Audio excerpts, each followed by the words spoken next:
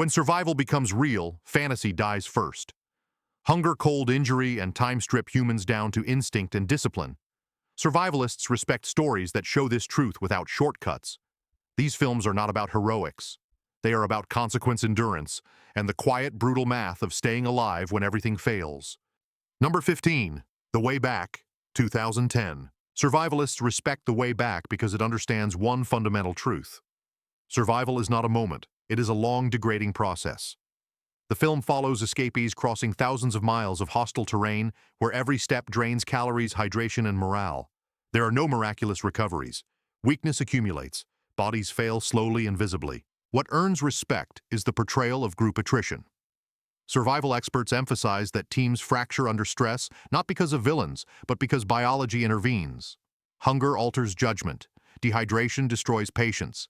Injury becomes a sentence, not a setback. The film captures how leadership erodes as resources vanish and how survival decisions become grim trade-offs rather than moral debates. The environment is treated correctly as an active killer. Heat, deserts, mountains, and snow are not dramatic backdrops. They are relentless forces that punish miscalculation. The film avoids action shortcuts and instead shows endurance as suffering stretched across weeks and months.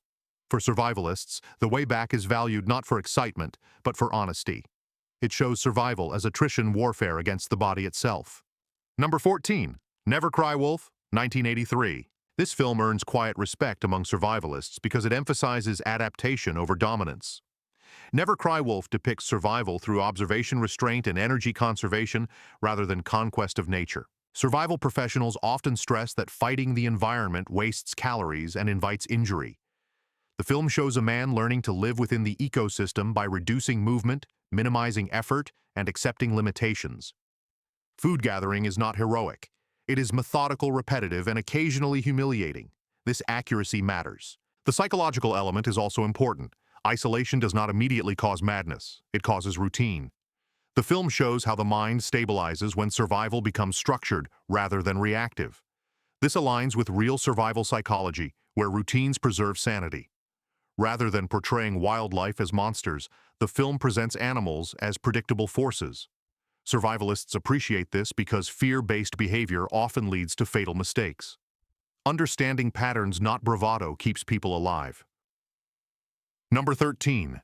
A Cry in the Wild, 1990. Though often labeled a youth film, survival instructors still reference A Cry in the Wild for its grounded fundamentals. Fire shelter signaling and patience are shown with rare clarity for a mainstream movie. What survivalists respect most is the learning curve. The protagonist fails repeatedly. Fire is not instant. Food is not guaranteed. Injury matters. These failures reflect real wilderness learning where mistakes are instructors, not villains. The film avoids glamorizing survival. There is boredom, loneliness, and fear without constant danger. This matters because real survival is defined by long, quiet hours punctuated by brief crises. The movie teaches viewers that staying alive is about restraint, not constant action. For many survivalists, this film becomes a gateway example. It introduces realistic expectations without spectacle, making it one of the few approachable yet accurate survival stories. Number 12. Walkabout, 1971. Survivalists respect Walkabout not because it is dramatic, but because it is instructional without trying to be. The film quietly dismantles the illusion that modern intelligence equals survival capability. When stripped of infrastructure, knowledge matters more than intention. What stands out is the contrast between indigenous survival literacy and modern helplessness. Survival professionals emphasize that tools mean nothing without understanding terrain, seasons, and animal behavior. The film shows survival as cultural knowledge passed through generations, not something learned overnight under pressure. Food gathering is shown accurately as opportunistic and seasonal. Movement is limited, deliberate, and purposeful. Energy is conserved, not wasted. The environment is read like a map rather than fought like an enemy. These elements align strongly with real survival doctrine. Psychologically, the film also resonates. Panic is not constant. Confusion and dependence are. Survivalists recognize this mental state where unfamiliar terrain erodes confidence faster than hunger. Walkabout earns respect because it treats survival as literacy rather than heroism. Number 10. Rescue Dawn, 2006. Rescue Dawn earns respect for portraying survival under constant depletion. Jungle escape survival is less about evasion than about managing collapse. Survival instructors frequently cite this film for its accurate depiction of caloric deficit dehydration and infection. The film understands that escape does not equal safety. Movement accelerates physical breakdown. Hunger becomes a cognitive enemy. Decisions slow. Morale fractures. These elements are shown without cinematic exaggeration. Survivalists also value the group dynamics. Leadership is fluid. Strength determines authority. Compassion competes with pragmatism. These realities mirror survival group behavior documented in real POW escapes and disaster scenarios. Most importantly, the jungle is not romanticized. It is wet, diseased, and disorienting. Navigation is uncertain. Shelter is temporary. Survival here is not cleverness. It is endurance stretched beyond comfort. That honesty places Rescue Dawn firmly among survivalist-respected films. Number 9. Jeremiah Johnson, 1972.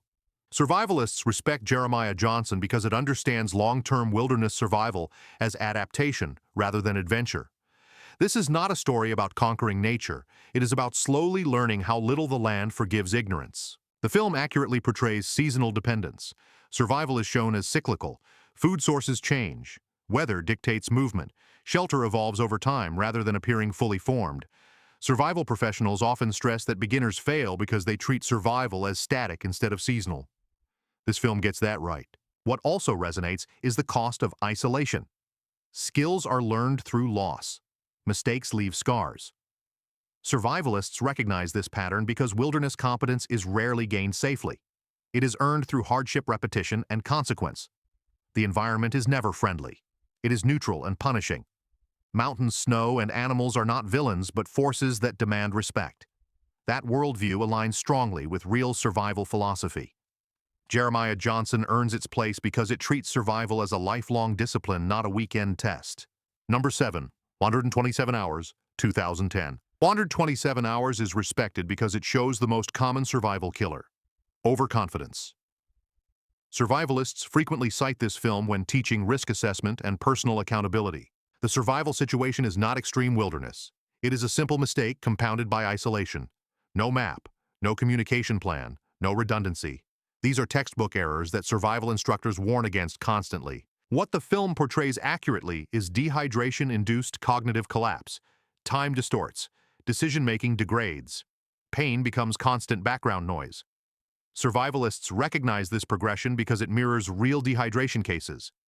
The film does not celebrate the outcome. It emphasizes cost. Survival is achieved through irreversible loss.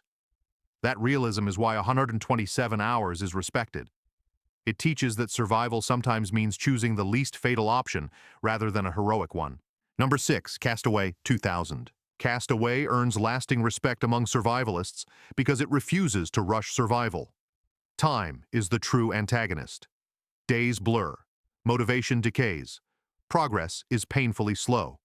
Survival instructors often point to this film when explaining why most people fail not from danger, but from erosion. Fire-making is portrayed with rare honesty. Failure comes first.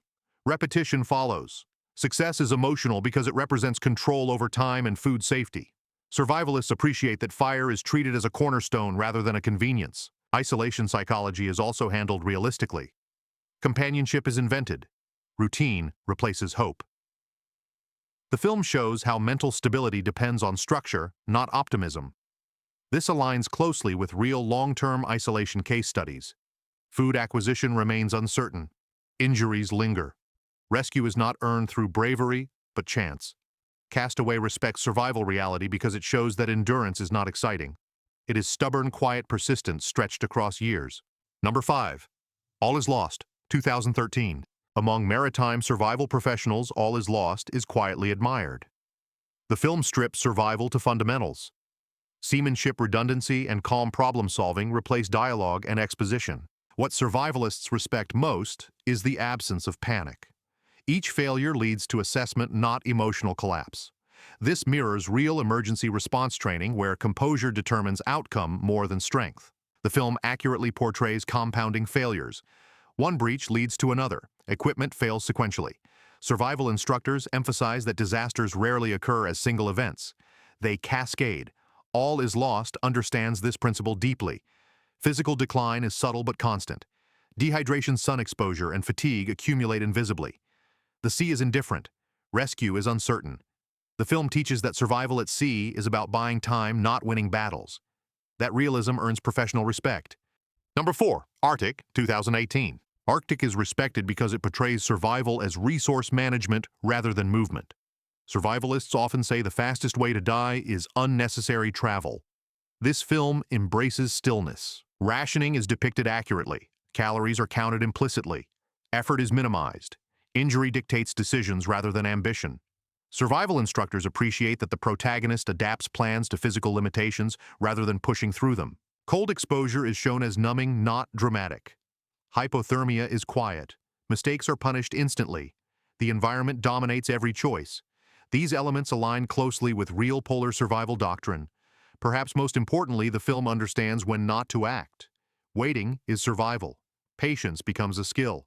Arctic earns respect because it teaches restraint, which is one of the hardest survival lessons to learn. Number 2, Touching the Void, 2003. Among survival professionals, Touching the Void is often considered one of the most realistic survival films ever made.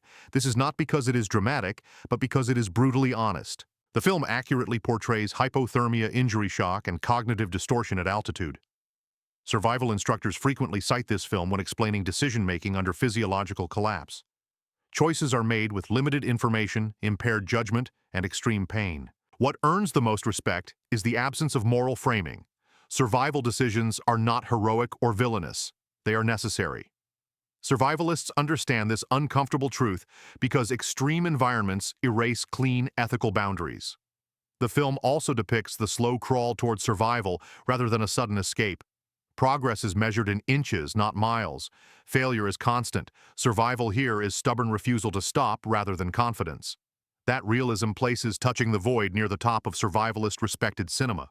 Number 1, Alive on 1993. At the top of nearly every survivalist discussion sits Alive. This film is respected not because of shock, but because of its uncompromising realism. Cold exposure, starvation, dehydration, and injury are portrayed without cinematic mercy. Bodies weaken rapidly. Morale fractures. Hope becomes a liability rather than comfort. Survival instructors often reference this film when explaining caloric collapse and hypothermia psychology. The most respected aspect is moral realism. Survivalists understand that extreme scarcity forces choices outside normal ethical frameworks. The film does not sensationalize these decisions. It presents them as grim biological necessity. Leadership failure, group dynamics, and slow death are depicted accurately. Rescue does not arrive because of courage. It arrives because time runs out slower for some than others. Alive remains the definitive survival film because it respects the truth that survival is not noble. It is brutal. The 5 survival movies survivalists do not respect. Number 5, The Perfect Storm, 2000. Survivalists largely reject The Perfect Storm because it prioritizes emotional spectacle over seamanship reality. While visually impressive, the film misrepresents how professional mariners assess risk and respond to compounding danger. Real survival at sea is about avoidance, not confrontation. Storms of this magnitude are not challenges to face, but conditions to escape long before they peak. Survival professionals criticize the film for framing fatal decisions as noble perseverance rather than preventable miscalculation. The portrayal of vessel survivability is also misleading. Structural failure, fatigue, and crew exhaustion are dramatically understated.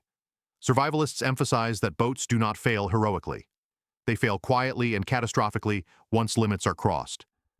The film is respected as tragedy, but dismissed as survival instruction. It reinforces the myth that courage can replace physics, which is one of the most dangerous lessons a survival film can teach. Number 4, Jungle, 2017. Jungle is often criticized by survival instructors for dramatizing suffering while undermining realism. While based on real events, the film exaggerates physical resilience and compresses the timeline of bodily collapse. Survivalists point out that untreated infection, dehydration, and caloric deficit would degrade strength far more rapidly than shown. The protagonist retains coordination and endurance inconsistent with prolonged malnutrition and illness. Navigation errors are also simplified. Jungle survival is dominated by disorientation and repetition. Progress is often circular. The film treats navigation as confusion, followed by breakthrough rather than relentless uncertainty. While emotionally compelling, Jungle ultimately presents survival as suffering rewarded by endurance rather than logistics and planning. Survivalists respect the real story, but not the cinematic execution. Number 3, The Shallows, 2016. Survivalists reject The Shallows primarily for its portrayal of trauma survivability. Severe blood loss, open wounds, and prolonged saltwater exposure would lead to shock hypothermia and rapid incapacitation. The film also misrepresents energy expenditure. Continuous swimming, climbing, and combat behavior under injury is biologically implausible. Survival professionals emphasize that exhaustion kills silently and early. The film treats fatigue as secondary. Psychologically, the film simplifies panic management. Real survival panic narrows perception and degrades motor control. The protagonist instead performs complex tasks under extreme stress with cinematic clarity. While tense and entertaining, The Shallows teaches viewers to underestimate injury and overestimate willpower. This places it firmly on the list survivalists do not respect. Number 2.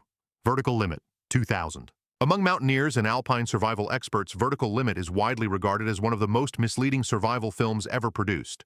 The violations of physics, safety, and high-altitude physiology are severe. Explosives on sheer rock faces defy common sense. Hypoxia, frostbite, and avalanche risk are ignored. Survivalists note that decision-making at altitude slows dramatically. The film instead portrays clarity and heroism under oxygen deprivation. Rescue protocols are abandoned for spectacle. In real alpine survival, one fatal mistake often leads to multiple deaths. The film presents reckless improvisation as bravery rather than error. For professionals, this film is not just inaccurate, it is dangerous. It teaches habits that would be fatal in real mountains.